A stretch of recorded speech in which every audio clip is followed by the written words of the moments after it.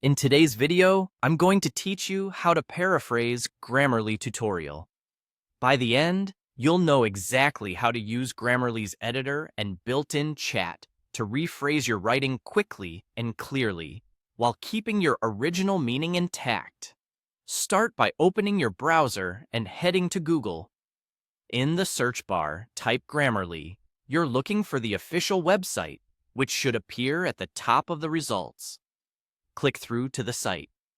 If you're prompted to sign in, go ahead and do that with your usual details. If you're already signed in, you'll land right in the Grammarly dashboard.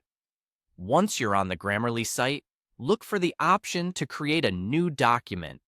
This opens a clean editor where you can work distraction-free. It may appear as a button labeled New or New Document, and clicking it will take you straight into a blank page where you can start writing or bring in existing content. Inside the editor, either type your text or paste something you've already written. This could be an email, a paragraph for a report, or a section of a paper you want to refine. A quick best practice here: only paraphrase content you have the right to edit, and always make sure the final version reflects the same intent and facts as the original. Now, look to the right side of the screen for the chat panel. This is Grammarly's AI assistant.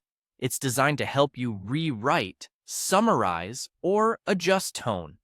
If you don't see it immediately, scroll or expand the panel until the chat area is visible. Click into the chat box and tell the AI what you want. For paraphrasing, keep it direct and clear. You can type something like, "Paraphrase this email." If you want a particular style, add brief guidance such as, "Make it more concise, more professional, or friendlier."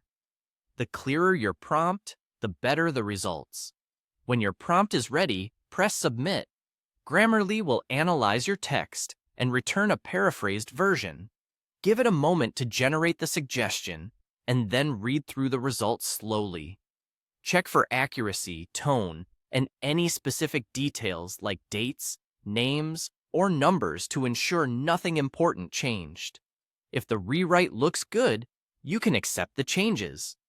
Use the Accept All option when everything aligns with what you want, or incorporate only the parts you like. Always make a final pass to confirm the meaning is preserved and the phrasing sounds natural for your audience. And that's it. You've just used Grammarly's chat to paraphrase your text from start to finish.